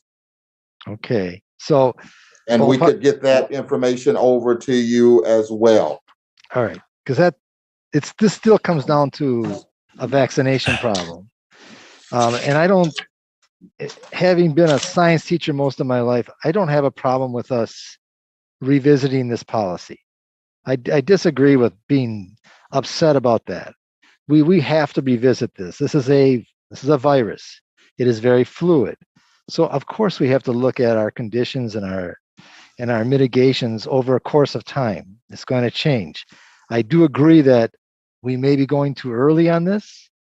And I do agree with Director Simpson's motion. I think that's a good first move, but this could change up and down constantly. If it becomes endemic, it's going to be another year and a half of going ups and downs. Now it'll diminish. It won't be we won't have as large surges, but I do believe that we have to understand that we have to work more as a team on this and not be so quick to react to it. We need to sit down with our safety teams and get there earlier and really go over the issues in as much depth as we can, so that before we ever get to an actual board meeting, we have a clear idea of what we're really dealing with. I feel like we sort of come into this just unprepared for over a year. I hate to say this, but I feel like we should be working on this on a regular basis with Milwaukee Health Department to get all these things cleared up before we get to this point. And I think that as a board and as intelligent professionals, we can do that. And I just have to say that I'm frustrated from a science background. You always are going to have to adjust things as you move along. So I just have to make that statement. Thank you. I'll leave it at that. Okay. At this time, I'd like to make a comment. So I'm going to turn the chair gavel over to Director Taylor, and then we can go through a second round. So noted. Director Peterson. Thank you very much. First of all, I just wanted to say there's some people asked the question of why would I have called this meeting. I appreciate what Director Leonard said.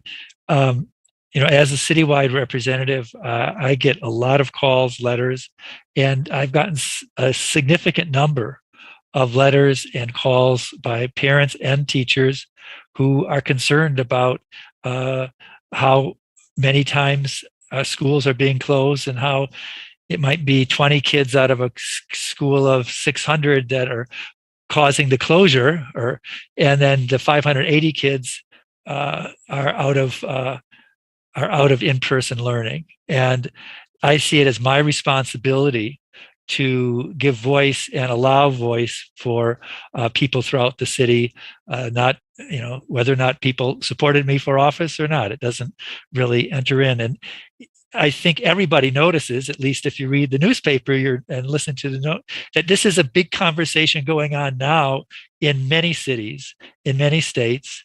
And I appreciate the fact that, our collective wisdom here is much more unified than it is in many other places. I think it's good for us to have these conversations and to go back and forth. And I think we all have been frustrated by sometimes the recommendations by health organizations, that whether it's the CDC or the state or the local, that they don't really quite tell us what to do, which on the one hand is good. On the other hand, it seems like there's a lack of information. So that's, I appreciate the conversation we're having tonight. I appreciate the civility in which it's being conducted. I do have one thing I wanted to ask of the motion maker and of the administration. You'll see what I mean. I know that Director Simpson said there should be no other changes, but I wanted to direct people's attention to, I think it's page 11 of the PDF, which was a health and safety team recommendation. And this is for people, my understanding is the quarantine period that is this page refers to is for people who have been diagnosed with COVID-19. And so they should remain with basically keep the 14-day quarantine period is what the administration has recommended. And my question is this: let's say a teacher is diagnosed with COVID-19, the test is positive. They, within 3 or 4, they have no symptoms or have very few symptoms, and then test negative on day 6. Now, are we? If I was in charge, I'm not. I would say those people should be allowed to go back to work, because we know, as opposed to students, those teachers can be very disciplined about the masks. And plus, I also know that there's a real shortage of teachers, and so I would like some clarification. If I actually thought that was our current practice, but the way this is written, it doesn't seem that way. And so if the administration could comment, and then Director Simpson, maybe you can consider, based on their comments, if this could be included or noted in your motion. So administration? Administration.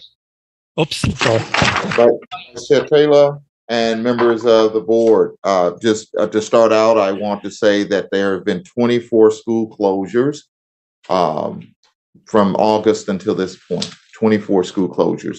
I will turn you over to Linda Williams, who's going to answer that question. Linda. Director Peterson, members of the board, Linda Williams, Student Health Services Supervisor. So currently, if we have an individual that tests positive and then has a close contact, that close contact is the person who has to quarantine for the 14 days. And there is an option where they can test on day 6.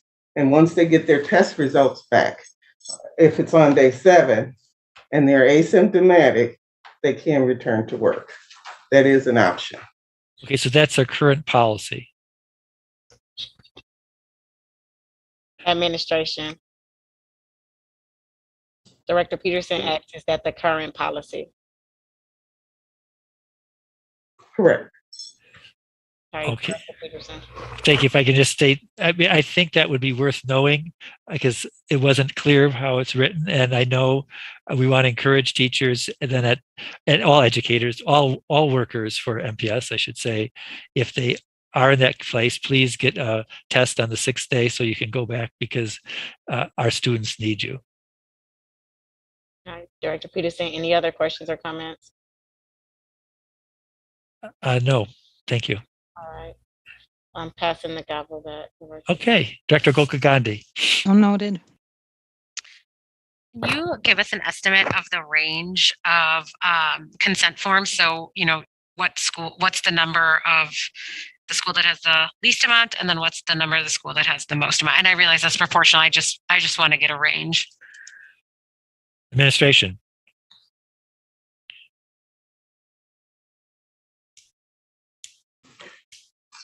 President Peterson and members of the board, it ranges from 0 to 530.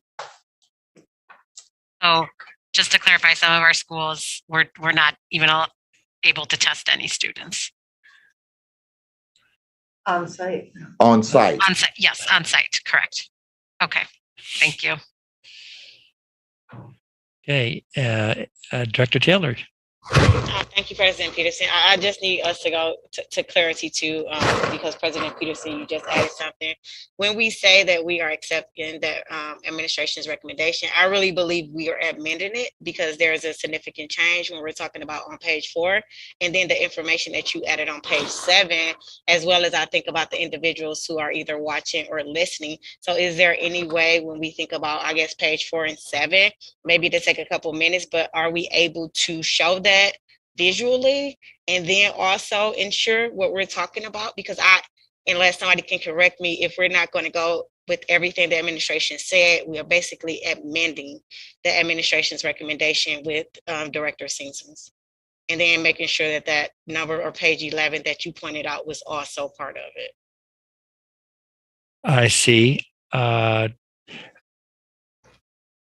think the best way to look at it is what the 4 bullet points that were at the end of the presentation, which are on page 19. Thank you, 19. And if you cross out that the number 10 and put 14, that's the key point. And if we want to,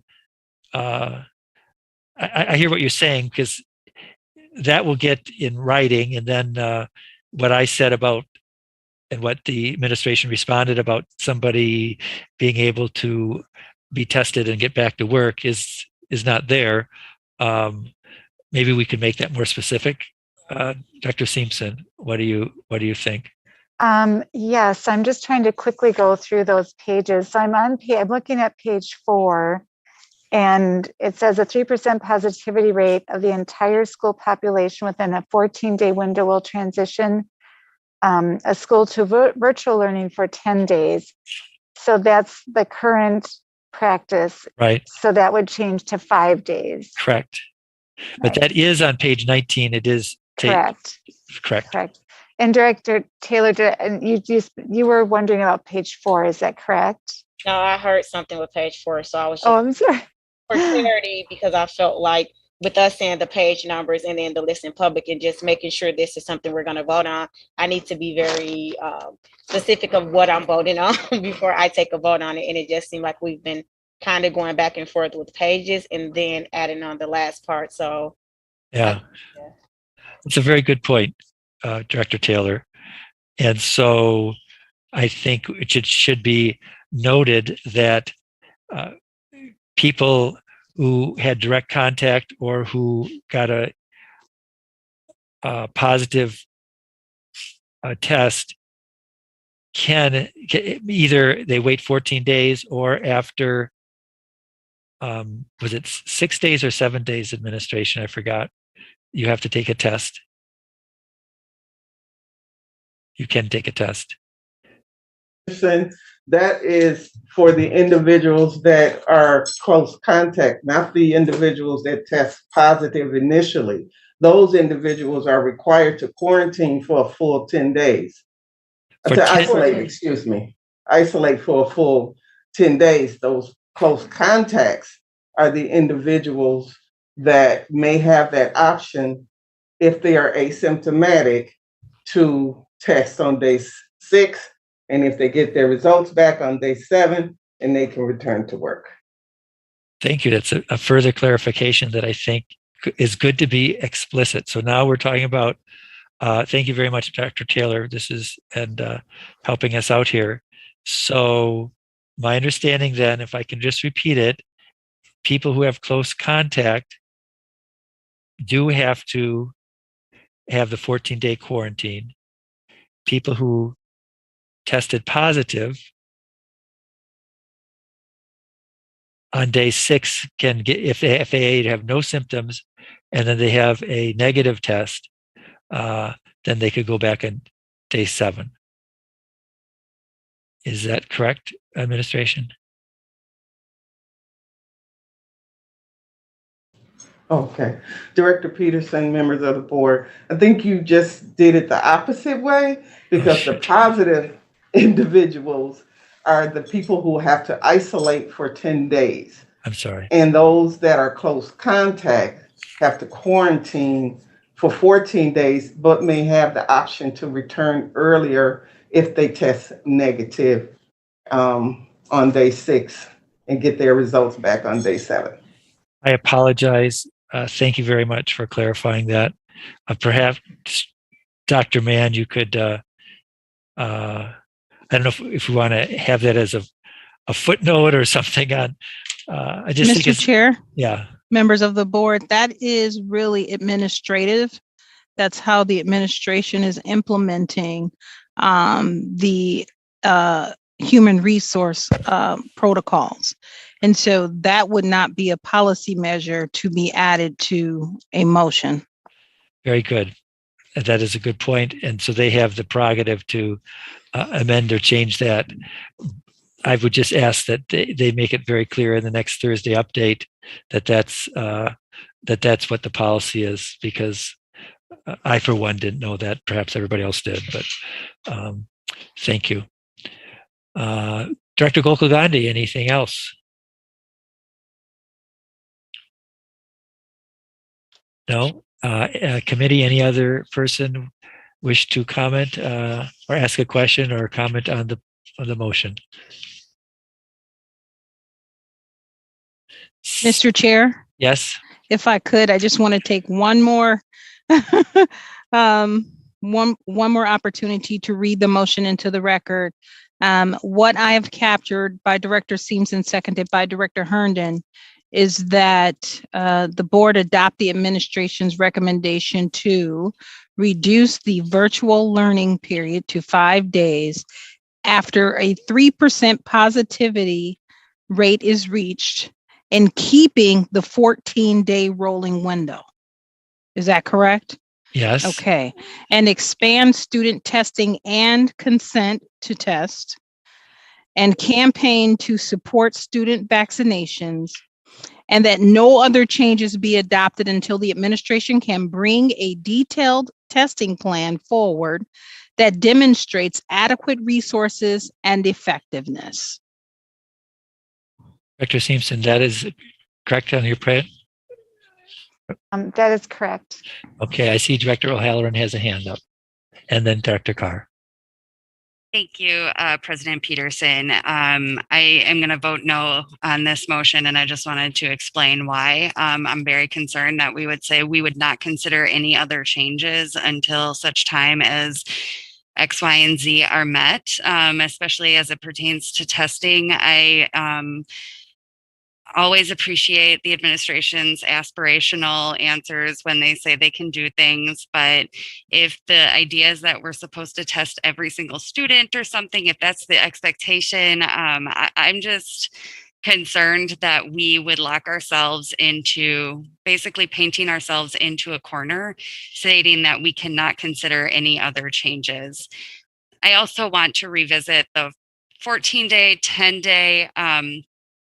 This is an arbitrary number that MPS is deciding upon in frank conversations with public health scientists who this is what they do for their living.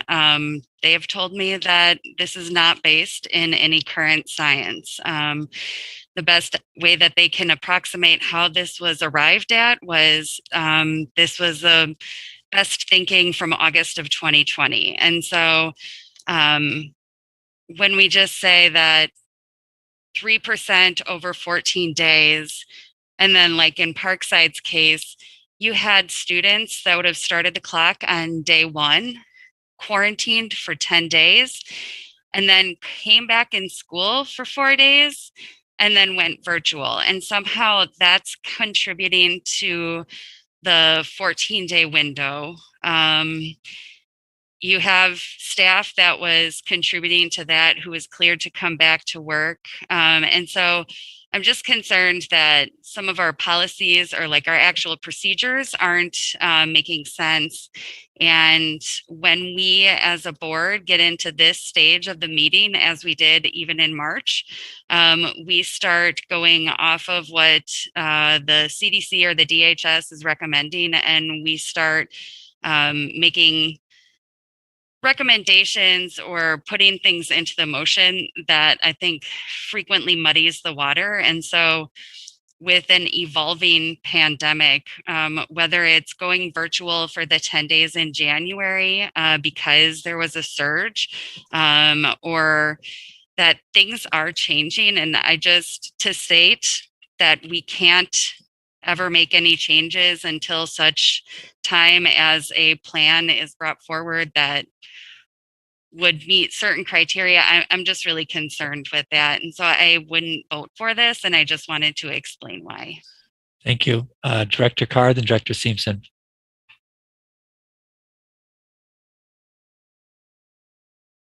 I I actually will not vote in support of this as well for the same reasons mentioned by Director O'Halloran. I don't want to be repetitive, and I know this is not an easy decision for anyone. I just think the damage long term, especially given where we are in the pandemic, is greater than anything else that we can discuss right now. The damage being the social deprivation, the academic achievement, and the damage that will be done to our district. And I don't even know if this is appropriate to say, but I'm going to say it anyways. We have individuals advocating to shut down schools with the 3% threshold over a 14-day quarantine period, per my understanding, yet our lives continue on, and we're continuing on as normal in our personal lives, and we're bringing those issues to the school. I don't even know that, that's something that should be presented here, but that's something to be considered as well. This is the educational future, the academic futures of, I don't even know if I'm making sense, I'm tired. But the fact of the matter is, I think that we can do better than the 3% threshold. I just don't agree with that. I don't know. I'm not going to vote in support of this. Yeah. Thank you. Director Simpson. Yeah, I just wanted to clarify about that last sentence when I said that we don't adopt other changes until administration can bring a detailed testing plan forward that demonstrates adequate resources and effectiveness. That just really speaks to, this isn't like, oh, we can't make any, yes, I don't want us to make abrupt changes without having a plan. I feel like right now we don't have a very clear plan for testing. I think that we need to, as a board, kind of really know how we're going to address that whole testing situation. And, I guess the other thing I'd like to say is, as this virus, that has ebbed and flowed over time, I just want to put us in a situation, especially with that testing moving forward, that we have sort of a clear understanding of that, not knowing what's to come. I mean, goodness gracious, fingers crossed, this is going to dwindle down and maybe it will just become something that we can put behind us. But we just don't know what's going to happen in the future. So I want to make sure that we're kind of prepared for that with a testing plan, which I know if we're going to get additional resources, which it sounds like they're coming in, that we know how we're going to best use them and strategize our personnel. So I'd just like to see that plan before we discuss any further, changes. That's why I put that in there. Thank you. Dr. Taylor. Thank you, President Peterson. I guess I'll state once again, because it doesn't give a timeline of when administration should come back. I do believe that maybe, and I don't want to speak for anybody else, the hesitation, like we can't have an axe of them and then state when they are able to come back with a plan. If this is something that we're going to continue to look at, as Director Leonard said, we should, being a science teacher, then we have to have some tentative dates in there to come back and continue working on this. So that's something that I would like to see. That's my only hesitation, is that we don't have a tentative date for them to bring anything back to us. Administration, if I could just make one comment and then ask you a question. I just want to be clear, and I think everybody here is clear, but for listening audiences, we can't test anybody under the age of 18 if we don't have permission of their parents in writing. And that's why we want to encourage that. I just want to be clear that I don't think we'll ever get to the point where we can test all kids because of that. That I know that's, but administration, do you have a sense when you might be able to come back with a specific, more detailed testing plan? I'll leave it at that. Administration. Chair Peterson and members of the board, next month we could come back to the board with a robust plan, but I just want to make it clear that we're going to do everything that we possibly can to get consent forms, but we can't make families sign consent forms. That's under, yeah. So, and as far as testing, we got a meeting set with the state on the 14th. We have picked up another company. We are moving everything in the right direction to be able to do just that. And also just to let you know that we have no control over Summit Labs or Navier hiring people. They will share with us that they'll be able to keep up with the supply and demand. But if they come up short with staff, that's a problem that we're having all over the country at this time. Thank you. Director Garcia. Yeah, so I guess my point was maybe for Director Simpson to consider a friendly amendment where for that last sentence, instead of saying that we would not, I forget exactly what it says, but like not adopt further changes, maybe we just leave it at request that administration puts forth a plan for vaccination.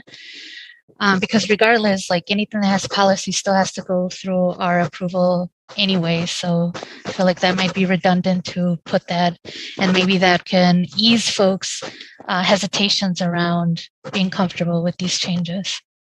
Yes. Director Simpson.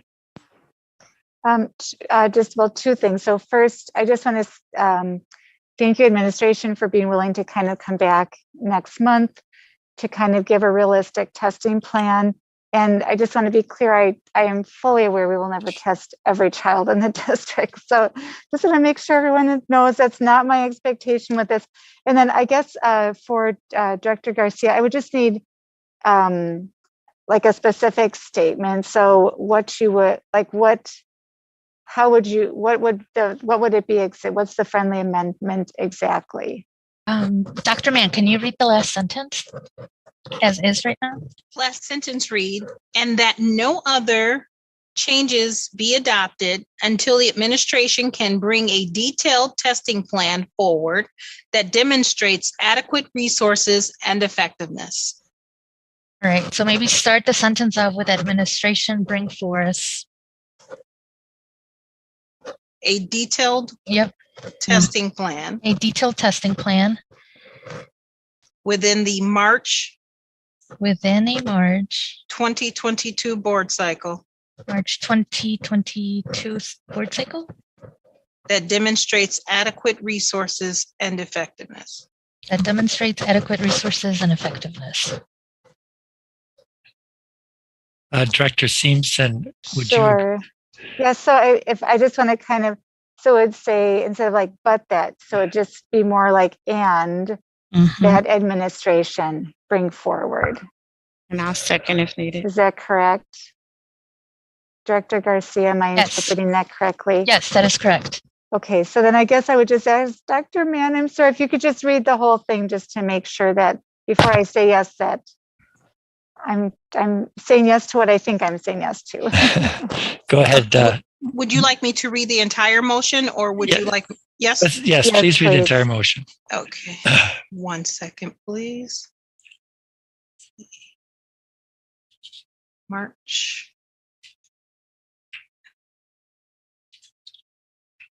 I think I got it.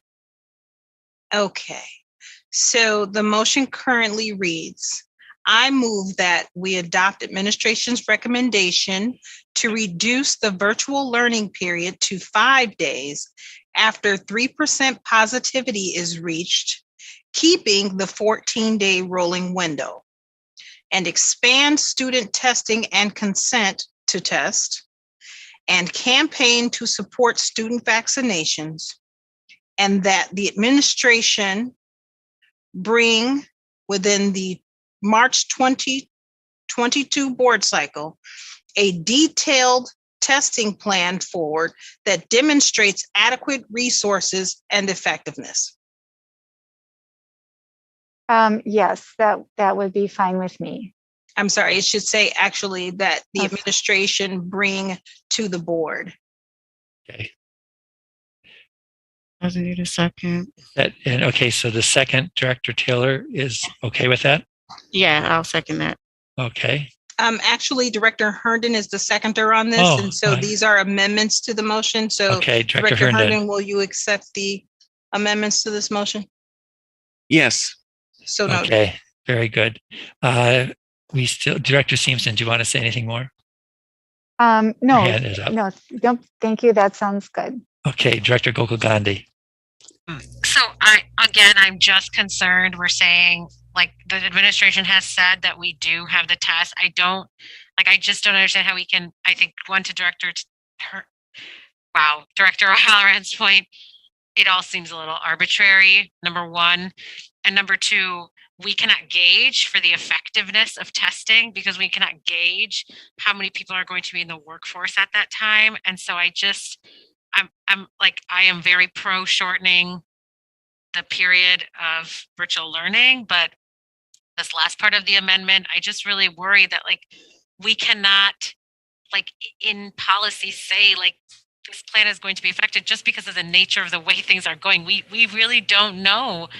Are we going to have enough people to test? Are those people going to get sick just like our staff and students are getting sick? And so I don't know, this just all feels a little bit, again, I hate to use the word arbitrary, but it does. And I really worry that we're setting ourselves in stone in something that changes on a week to week, cases are dropping, yeah.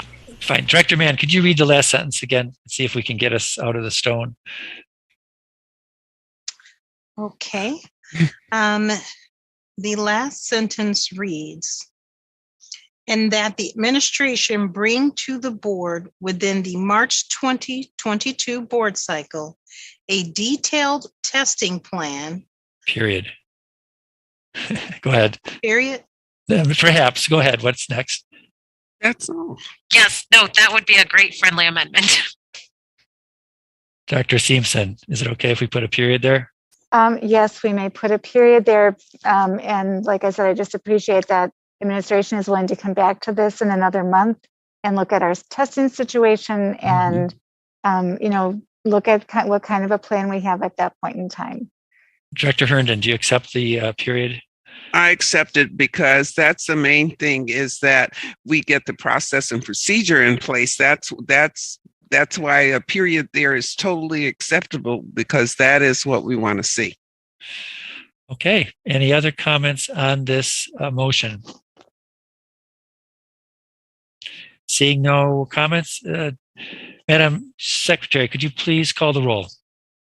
On Director Simpson's motion, seconded by Director Herndon.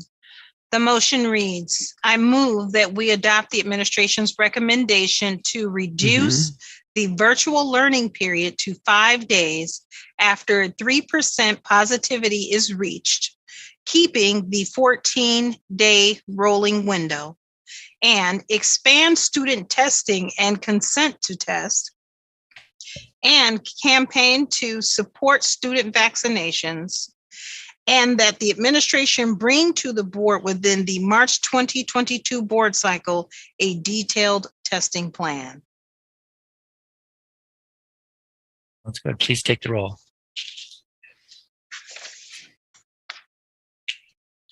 On the motion as read into the record, Director Carr.